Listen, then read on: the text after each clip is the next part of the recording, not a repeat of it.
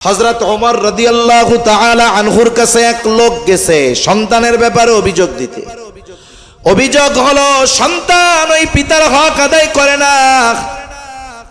লোকটা খলিফাতুল মুসলিমিনকে বলতেছে, খলিফাতুল মুসলিমিন, আমার সন্তান আমার হক আদায় করে না, আপনি একটু বইলা দেন।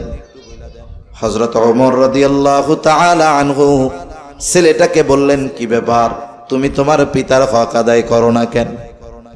জবাব দেওয়ার আগে যুবক পাল্টা প্রশ্ন করে বলে, খলিফাতুল মুসলিমিন, হক কি শুধু পিতা সন্তানের কাছে পায়? সন্তান কি পিতার কাছে কোনো হক পায় না? হযরত ওমর রাদিয়াল্লাহু তাআলা আনহু এই যুবকের প্রশ্নের জবাবে বললেন, যেই কয়েকটা হকের কথা বলছেন এর মধ্যে সর্বপ্রথম আর প্রধান হক, তিনি বলেন প্রত্যেকটা সন্তানের তার পিতার কাছে প্রথম ও প্রধান হক হলো একটা দিনদার মা। সন্তান দুনিয়ায় আসার আগে দিনদার মায়ের ব্যবস্থা করা, এটা সন্তানের হক, এটা সন্তান তারবিয়াতের সর্বপ্রথম ধাপ। এরপরে দ্বিতীয় ধাপ কি? বিবাহ শাদী কমপ্লিট। বিবাহের যতগুলা উদ্দেশ্য আছে এর মধ্যে একটি উদ্দেশ্য হলো নেক সন্তান কামনা করা আল্লাহর কাছে। এখন বিবাহ হলো আল্লাহর কাছে সন্তান কামনা করা, নেক সন্তান চেয়ে দোয়া করা, এটা সন্তান তারবিয়াতের দ্বিতীয় ধাপ। কারণ আল্লাহ তাআলার কাছে নেক সন্তান চেয়ে দোয়া করা এটা পয়গম্বর আলাইহিমুস সালামের আমল, নবী রাসূলগণের আমল। আল্লাহ তাআলার কাছে নেক সন্তান চেয়ে দোয়া করা। মুসলিম মিল্লাতের পিতা ইব্রাহিম আলাইহিস সালাতু ওয়াস সালাম, আল্লাহ তাআলা 90 এর কোঠায় বয়স যখন, তখন আল্লাহ তাআলা সন্তান দান করেছে। নমরুদের অগ্নিকুণ্ড থেকে ইব্রাহিম আলাইহিস সালাম বের হয়ে ইরাকের বাবেল থেকে হিজরত শুরু করলেন। এই সময় তিনি আল্লাহ তাআলার কাছে দোয়া করেছেন, রব্বি হাবলি মিনাস সলিহিন, আয় আল্লাহ আপনি আমাকে একটা নেককার সন্তান দান করেন। ইব্রাহিম আলাইহিস সালাম দোয়া করেছেন, আল্লাহ আপনি আমার একটা নেককার সন্তান দান করেন।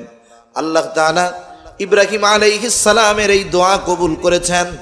দোয়া কবুল করে সুসংবাদ জানায় দিয়েছেন। আল্লাহ বলেন, ফাবাশশারনাহু বিগুলামিন হালিম।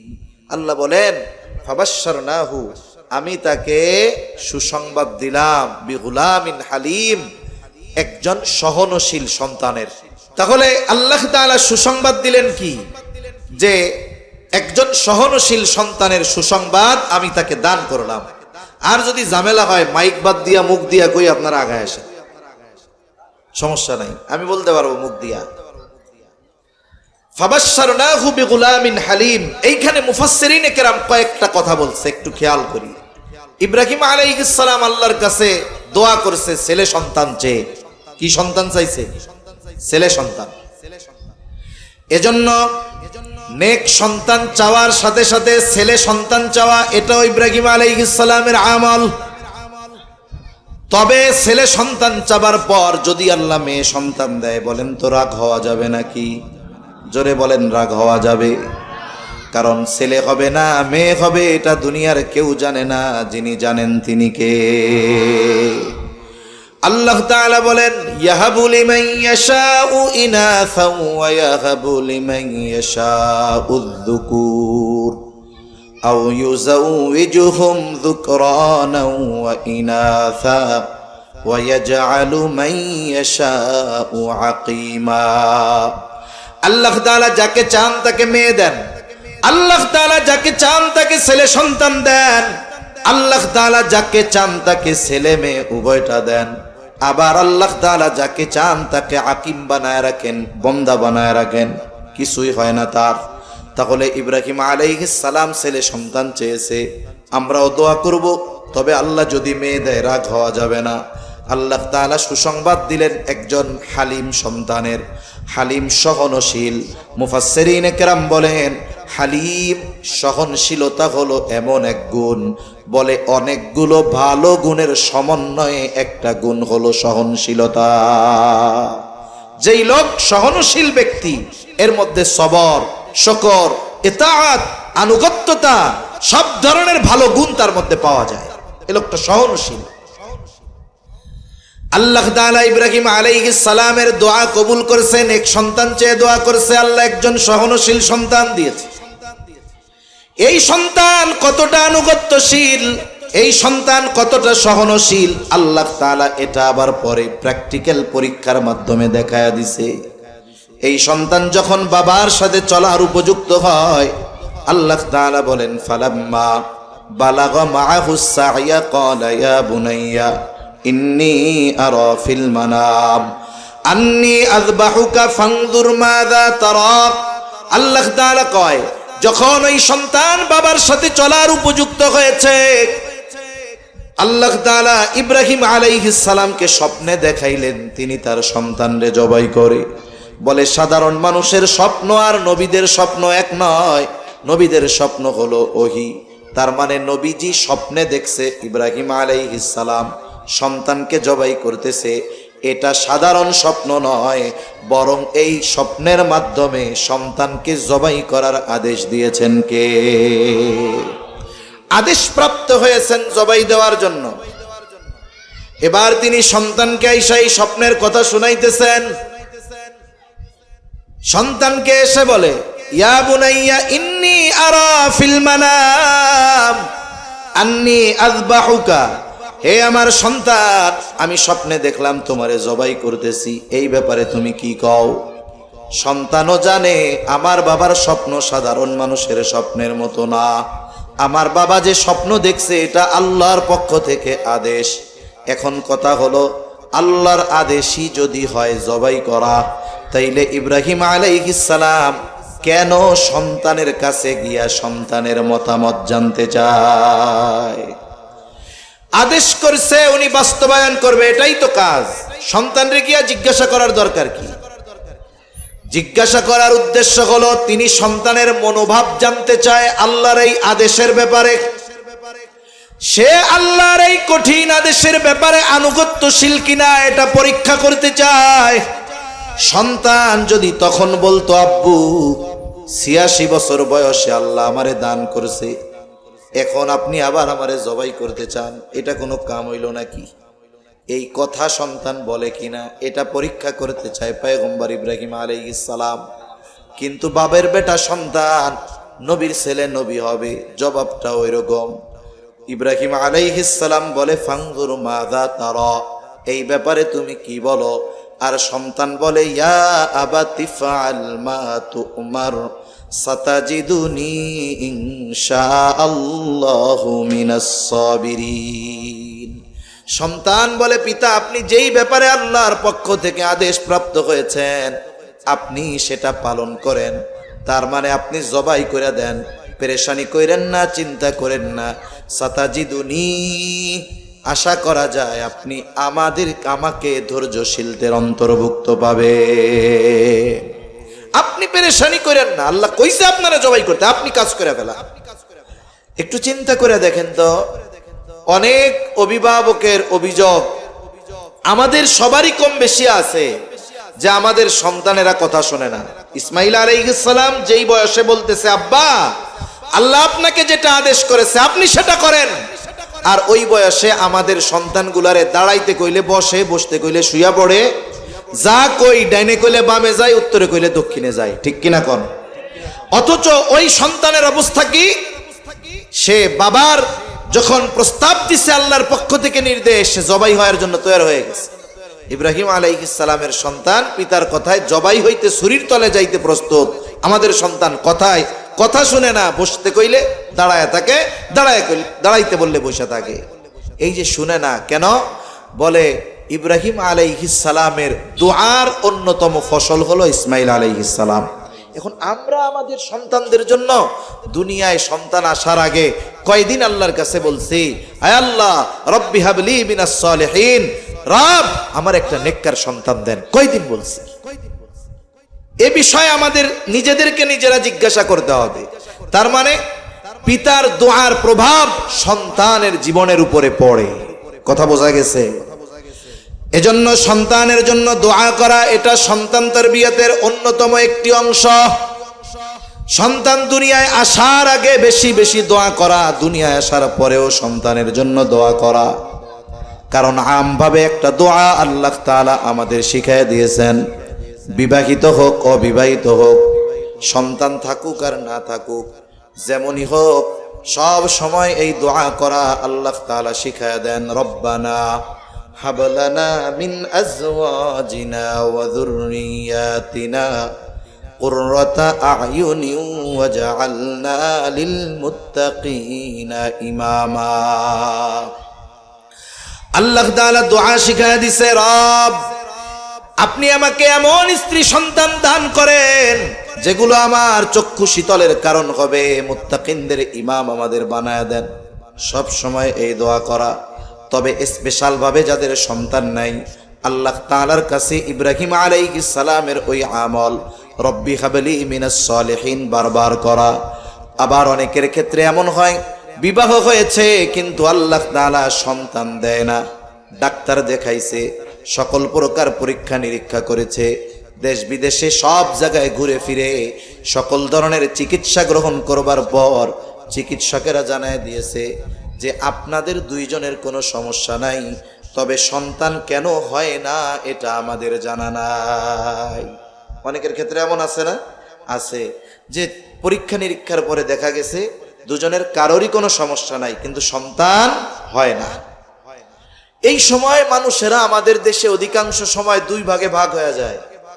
এক ভাগ ঈমান হারা হয়ে যায়। কেমনে?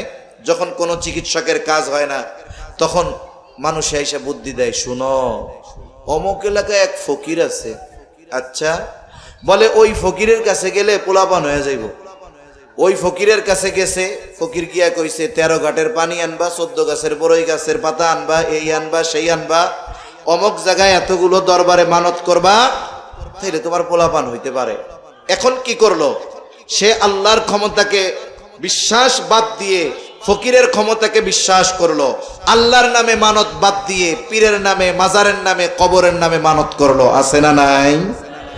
এইভাবে অনেকে ঈমান বিধ্বংসী রাস্তায় চলে যায়। আবার কিছু আল্লাহর বান্দা আছে যারা চিন্তা করে দুনিয়ার মানুষের চিকিৎসা যেখানে শেষ, আল্লাহর চিকিৎসা সেখানে শুরু। ঠিক কিনা কর? দুনিয়ার মানুষের সর্বোচ্চ ক্ষমতা যেখানে শেষ, আল্লাহ তাআলার ওইখান থেকে শুরু। তারা হয়তো চিন্তা করে দুনিয়ার সব চিকিৎসা করলাম, এখন আল্লাহ তাআলার কাছে যথাযথভাবে চাই, কারণ চাওয়ার মতো চাইলে আল্লাহ ফিরায়া দেয় না।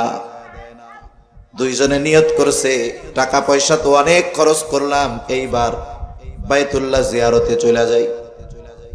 স্বামী স্ত্রী দুইজনে টাকা জমা দিয়ে চলে গেছে হজ করতে। হজের সময় গিয়ে দোয়া কবুলের জায়গা আর সময় যত আছে সব জায়গায় দোয়া করছে, রোনা জারি করছে আল্লাহর কাছে।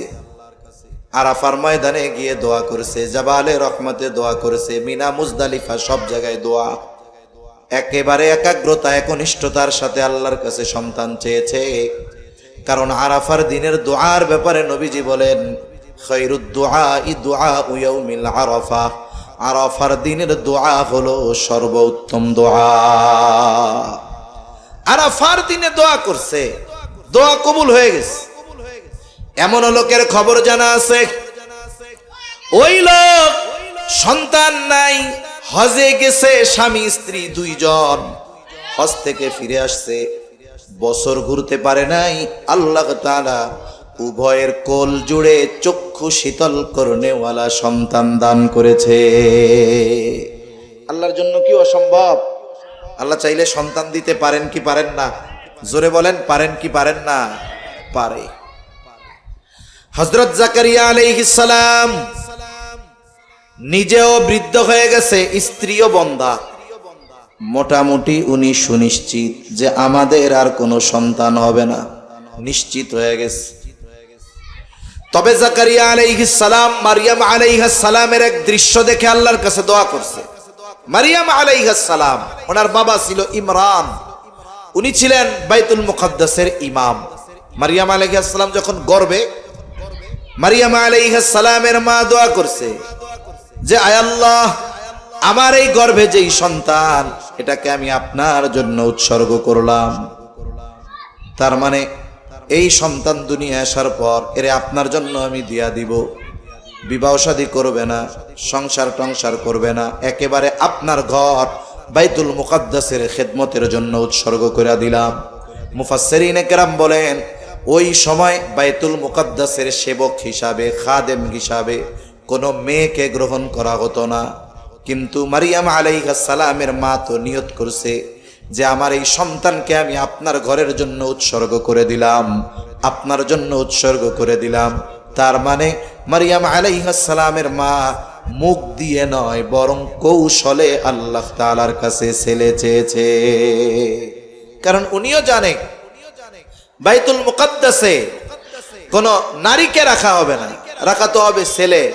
সুতরাং উনি মানত করছে যে আমার এই সন্তান আপনার ঘরের জন্য আমি এটারে দিয়া দিব, আপনার ঘরের সেবক খাদেম হিসাবে এটা থাকবে। এখন আল্লাহ দিছেন মেয়ে। যখন মেয়ে ভূমিষ্ঠ হয়েছে উনি তো অবাক হয়ে গেছে, হইলটা কি, চাইলাম কি আর হইল কি। লম্বা কথা, মারিয়াম আলাইহিস সালাম যখন একটু বুঝতে শিখলেন ওনাকে পাঠিয়ে দেওয়া হলো। বাইতুল মুকাদ্দাসের ইমাম ওনার বাবা ইমরান, উনিও দুনিয়া থেকে চলে গেছেন। এবার ইমামের দায়িত্ব পাইছেন জাকারিয়া আলাইহিস সালাম, আর ইনি হলো মারিয়াম আলাইহিস সালামের খালু। মসজিদের পাশে ওনার জন্য একটা রুম বানানো হয়েছে। সারাদিন উনি ওই রুমের মধ্যে অবস্থান করে, আর রাতের বেলা খালার কাছে থাকে, দিনে এই জায়গায় থাকে। দিনের বেলায় যখন তিনি রুমের মধ্যে থাকেন, জাকারিয়া আলাইহিস সালাম মাঝে মধ্যে গিয়া খোঁজ খবর নেয়। ইতিমধ্যে মারিয়াম আলাইহিস সালাম প্রাপ্তবয়স্কা হয়ে গেলেন। একদিন তিনি গোসল করতেছে, এমত অবস্থায় আল্লাহর নির্দেশে ফেরেশতা জিবরাইল আলাইহিস সালাম সুদর্শন এক যুবকের আকৃতিতে মারিয়াম আলাইহিস সালামের সামনে উপস্থিত। একজন নারী, সতী নারী, ওই অবস্থায় যদি সামনে কোনো পুরুষ দেখে সে তো ভীত সন্ত্রস্ত হয়ে যাবে। তিনি নিজেকে গুটিয়ে নিয়েছেন, আল্লাহর কাছে আশ্রয় চাচ্ছেন। তখন অভয় দিয়ে ফেরেশতা বলে, ভয় পেও না, আমারে আল্লাহ পাঠাইছে একটা মিশন নিয়ে। মিশন কি? বলে তোমার গর্ভে এক সন্তান আল্লাহ তাআলা দিবেন, পিতাবিহীন তোমার গর্ভে সন্তান হবে।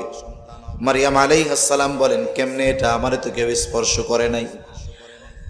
আল্লাহ তাআলাই সব কিছু করবে, আল্লাহর নির্দেশে। এবার ফেরেশতা মারিয়াম আলাইহিস সালামের গর্ভে রূহ ফুঁকে দিলেন। ঈসা আলাইহিস সালামের রূহ মাতৃগর্ভে পৌঁছায় গেল। এইবার তিনি সন্তান সম্ভবা, তিনি যে গর্ভে সন্তান ধারণ করতেছে দুনিয়ার কেউ জানে না, কারো কাছে কোনো খবর নাই। তাফসীরের মধ্যে আসছে, মুফাসসিরিনে কেরাম বলেন স্বাভাবিকভাবে যখন কোনো মহিলা সন্তান সম্ভবা হয় তখন তার শারীরিক গড়ন গঠনের মধ্যে পরিবর্তন হয়। সন্তানের বয়স পেটের মধ্যে যত বাড়ে গড়ন গঠন তত পরিবর্তন হয়। স্বাভাবিকভাবে বোঝা যায় এই মহিলা প্রেগন্যান্ট। কিন্তু আল্লাহর কুদরত, পয়গম্বর ঈসা আলাইহিস সালাম ভূমিষ্ঠ হওয়ার আগ পর্যন্ত কখনোই মারিয়াম আলাইহিস সালামের গর্ভে যে সন্তান আছে এটা বোঝা যাইত না। বোঝাই যেত না যে ওনার গর্ভে কোনো সন্তান আছে, এটা টেরই পাওয়া যাইত না। স্বাভাবিকভাবে যখন কোনো মহিলা গর্ভবতী হয় ডাক্তারেরা কি বলে যে একটু ভালো মন্দ খাওয়াইয়েন, আপেল কমলা খাওয়াইয়েন, দুধ টুধ খাওয়াইয়েন, আনার টানার খাওয়াইয়েন। কারণ এই সময় ভালো মন্দ খাওয়াবেন, এর মাধ্যমেই সন্তানের গড়ন গঠন মায়ের গর্ভে ভালো হবে, তার শারীরিক সুস্থতা থাকবে, ভালো মন্দ খাওয়াইয়েন। এখন মারিয়াম আলাইহিস সালাম সন্তান সম্ভবা, ভালো মন্দ খাওয়ার তো দরকার, কিন্তু ওনার আত্মীয় স্বজন কেউ তো জানে না উনি প্রেগন্যান্ট, গর্ভবতী। কেউ জানে? কিন্তু জানে কে? এই জন্য আল্লাহই খাওয়ানোর ব্যবস্থা করছে। সুবহানাল্লাহ বলেন। জাকারিয়া আলাইহিস সালাম যখনই রুমের মধ্যে খোঁজ নেওয়ার জন্য ঢুকতেন, আল্লাহ তাআলা বলেন, কুল্লামা দাখালা আলাইহা জাকারিয়াল মিহরাবা ওয়াজাদা ইনদাহা রিজকা। যখন জাকারিয়া আলাইহিস সালাম মারিয়াম আলাইহিস সালামের রুমের মধ্যে ঢুকতেন, দেখতেন হরেক রকমের ফলমূল, যেই ফলগুলো বাজারে পাওয়া যায় না, যেই ফলের সিজন না। এখন তো সারা বছর আম পাওয়া যায়, বাজারে এখনো আম আছে না নাই? দাম বেশি হলেও আছে, কারণ কৃষি প্রযুক্তিতে উন্নতি, এই জন্য সারা বছর পাওয়া যায়। যতই সারা বছর পাওয়া যাক না কেন, জ্যৈষ্ঠ মাসে আমের যেই স্বাদ, এটা অন্য সময় পাওয়া যায় না। জাকারিয়া আলাইহিস সালাম ভেতরে ঢুইকা দেখে হরেক রকমের ফলমূল, খাবার দাবার। জিজ্ঞাসা করে, ক্বালা ইয়া মারইয়ামু আন্না লাকি হাদা, ও মারিয়াম, এটা তুমি কোথায় পাইলা? তোমার জন্য এগুলো কোথা থেকে আসলো? মারিয়াম আলাইহিস সালাম জবাব দেয়, ক্বালাত হুয়া মিন ইনদিল্লাহ, এই রিজিক কার পক্ষ থেকে আসছে? জবান খুলে বলে, আল্লাহর পক্ষ থেকে আসছে, এগুলো আল্লাহ দিছে আমারে।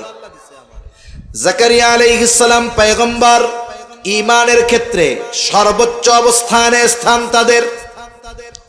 যখন বলছে ক্বালাত হুয়া মিন ইনদিল্লাহ, আল্লাহর তরফ থেকে আসছে, তিনি আর কোনো কথা বলেন নাই। কারণ তার ঈমান এত পাওয়ারফুল, তিনি জানেন আল্লাহ যদি চায় কোনো মাধ্যম ছাড়া সরাসরি বান্দাকে খাওয়াতে পারে। তিনি আর কিছু বলেন নাই। কিন্তু আমাদের কারোর সাথে যদি এমন ঘটনা ঘটে, সে যদি কয় যে এইটা আমারে আল্লাহ দিছে, আমরা আগে লাঠি একটা নিয়ে কমু আল্লাহ দিছে বুঝলাম, কিন্তু তুই পাইছস কই এটা কও আগে। ঠিক কিনা বলেন? কারণ আমরা ওই পর্যায়ের ঈমান অর্জন করতে পারি নাই যে কোনো সংশয়, কোনো সন্দেহ মুক্ত আমরা থাকতে পারবো, ওই পরিমাণ ঈমান আমাদের নাই। জাকারিয়া আলাইহিস সালাম যখন বলছে আল্লাহ দিছে, আল্লাহর পক্ষ থেকে আসছে, আর কোনো কথা বলেন না। তবে ওনার দিলের মধ্যে একটা চিন্তা আসছে, হারে যেই মালিক মারিয়ামকে অসময়ে গাছ পাকা তরুতাজা ফল খাওয়াতে পারে, ওই মালিক আমি বৃদ্ধ হলেও, আমার স্ত্রী বন্ধা হলেও সন্তান দিতে পারে। ঠিক কিনা গণ? একেবারে ওই রুমের মধ্যেই তিনি আল্লাহর কাছে দোয়া করেন। আল্লাহ বলেন, হুনালিকা দাআ জাকারিয়া রাব্বাহ ক্বালা রব্বি হাবলি মিন লাদুনকা যুররিয়াতান তাইয়্যিবাহ ইন্নাকা সামিউদ দুআ ফানাদাতহুল মালাইকাতু ওয়া হুয়া কাইমুন ইউসাল্লি ফিল মিহরাব আন্নাল্লাহা ইউবাশশিরুকা বিয়াহইয়া। তিনি ওই রুমের মধ্যেই আল্লাহর কাছে বলে, রব আপনি আমার একটা পবিত্র সন্তান দেন। ক্বালা রব্বি হাবলি মিন লাদুনকা যুররিয়াতান তাইয়্যিবাহ, ও রব আপনি যেমন মারিয়াম রে অসময়ে ফল খাওয়াইছেন, আপনি তো চাইলে আমারে সন্তান দিতে পারেন, আপনি আমার একটা পবিত্র সন্তান দেন। জাকারিয়া আলাইহিস সালামের দোয়া আল্লাহ কবুল করছে। এরপরে তিনি তিনার রুমের মধ্যে চলে গেছেন। আল্লাহ তাআলা ফেরেশতাদের মাধ্যমে সংবাদ পাঠায়া দিছে, সুসংবাদ। ফানাদাতুহুল মালাইকাতু ওয়া হুয়া কাইমুন ইউসাল্লি ফিল মিহরাব, তিনি তার রুমের মধ্যে নামাজে দণ্ডায়মান। ফেরেশতারা ডাক দিয়েছে সুসংবাদের জন্য, আন্নাল্লাহা ইউবাশশিরুকা বিয়াহইয়া, আল্লাহ তাআলা আপনাকে সুসংবাদ দিয়েছে এক সন্তানের, সাথে সাথে ওই সন্তানের নাম আল্লাহ রেখে দিয়েছেন ইয়াহইয়া। তাহলে যেই কথা বলতেছিলাম যে দোয়া হলো এমন এক অস্ত্র, দোয়ার পাওয়ার হলো এমন, বলে অসম্ভবকে আল্লাহ তাআলা দোয়ার মাধ্যমে সম্ভব করে দেয়। এজন্য সন্তান তরবিয়তের দুনিয়ায় আসার আগে গুরুত্বপূর্ণ বিষয় হলো নেক সন্তান চেয়ে কার কাছে দোয়া করা? আল্লাহর কাছে বারবার বারবার বলা। সন্তান দুনিয়ায় ভূমিষ্ঠ হওয়ার পরে যদি সে অবাধ্য হয়ে যায়, নিজের চেষ্টা প্রচেষ্টা অব্যাহত রাখার সাথে সাথে আল্লাহর কাছে বারবার দোয়া করা, তাহলে কি হবে? আল্লাহ চাইলে হেদায়েত হবে। যদি সে পথচ্যুত হয়েই থাকে, আমার আপনার যদি কোনো ত্রুটি বিচ্যুতি প্রচেষ্টার ক্ষেত্রে না থাকে, কিয়ামতে আল্লাহর সামনে অপরাধীর কাঠগড়ায় দাঁড়ানো লাগবে না। এরপরে সন্তান দুনিয়ায় আসলো, কিছু হুকুক আছে সন্তানের, সেগুলো তো আদায় করতে হবে। এরপরে মৌলিক কয়েকটা বিষয় আছে সন্তান প্রতিপালনের। কয়েকটা বিষয়ের মধ্যে গুরুত্বপূর্ণ বিষয়গুলো বলি। এক নাম্বার, সন্তান দুনিয়ায় আসছে, একটু বড় হওয়া শুরু হয়েছে, এর আগে তো তার কিছু হক আছে, এগুলো তো থাকবেই। এরপরে সর্বপ্রথম গুরুত্বপূর্ণ হক যেটা, তাওহীদ আর ঈমানকে তার হৃদয়ে সুদৃঢ় করা, আল্লাহর প্রতি বিশ্বাস তার অন্তরের মধ্যে সুদৃঢ় করা, আল্লাহর পরিচয় তাকে দেওয়া। হযরত লোকমান তার সন্তানদেরকে কিছু উপদেশ দিয়েছেন, নসিহত করেছেন, যেগুলো আল্লাহর খুব পছন্দ হয়েছে, যার কারণে ওই নসিহতগুলো আল্লাহ তাআলা উম্মতে মুহাম্মাদির জন্য দিয়েছেন। কোরআনুল কারীমে 21তম পারায় সূরা লোকমান নাম দিয়া ওই সূরার মধ্যে আল্লাহ তাআলা লোকমান আলাইহিস সালামের সন্তানদেরকে করা গুরুত্বপূর্ণ উপদেশগুলো আল্লাহ উল্লেখ করেছেন। এখানে সর্বপ্রথম তিনি সন্তানদের কি উপদেশ দিয়েছে? আল্লাহ তাআলা বলেন, ওয়া ইয ক্বালা লুকমানু লিবনিহি ওয়া হুয়া ইয়াইদুহু ইয়া বুনাইয়া লা তুশরিক বিল্লাহ।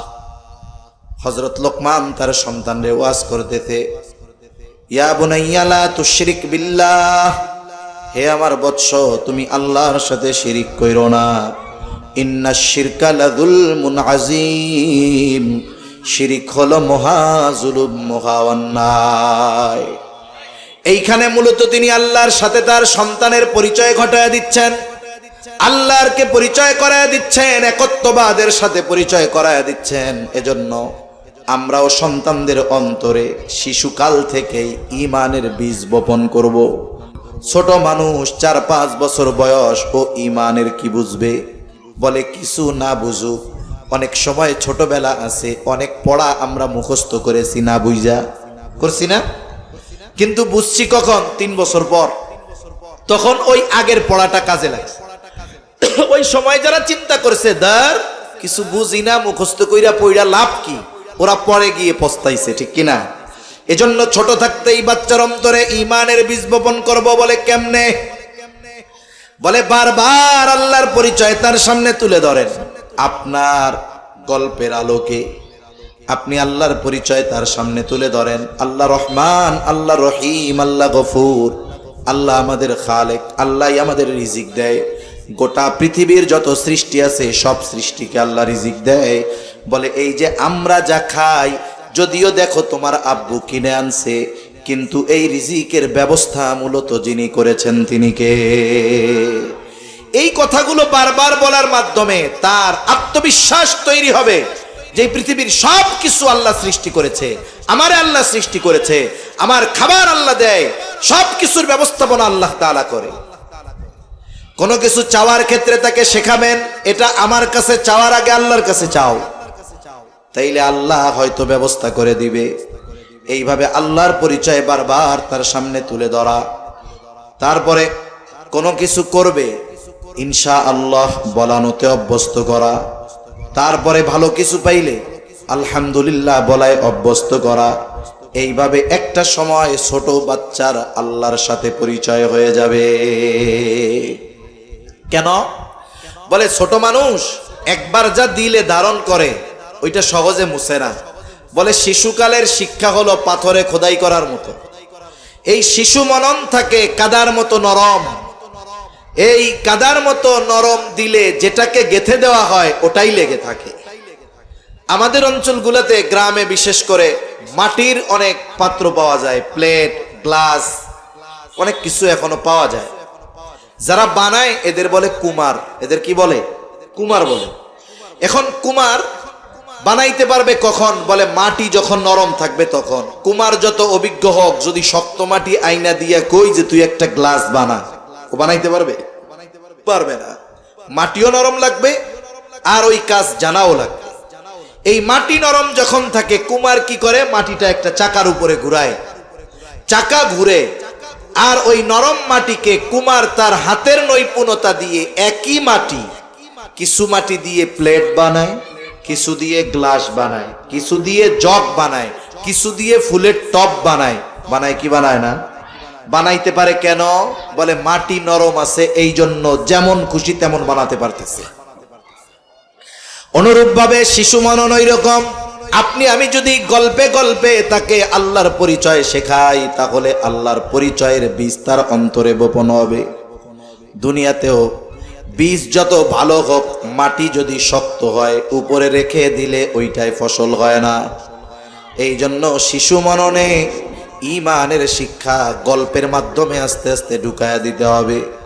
2 নম্বর বিষয়, বলে সন্তানের উত্তম উত্তম চরিত্র আর নৈতিকতা গঠনের চেষ্টা ছোটকাল থেকেই অভ্যস্ত করতে হবে। সত্য বলায় অভ্যস্ত করা, আমানতদারিতা শেখানো, সালামে অভ্যস্ত করা। এগুলো কেমনে করব? বলে ছোটরা আদেশ দিলে করে না, ওরা দেখে দেখে করে। আমরা বাসায় ঢুকতে বের হতে ছোটদের সালাম দিব, আমরা ঢুকতে বের হতে সালাম দেওয়ায় অভ্যস্ত হব। তাদেরকে শেখাবো কারো জিনিস না বলে ধরতে হয় না, কেউ যদি কোনো জিনিস তোমার কাছে রাখে ওইটা নষ্ট করতে হয় না। এইভাবে ছোট বাচ্চাদের যদি আমরা কর্মের মাধ্যমে অভ্যস্ত করাই, আশা করা যায় ওই বাচ্চার নৈতিক চরিত্র ওই বাচ্চা থেকেই গড়ে উঠবে।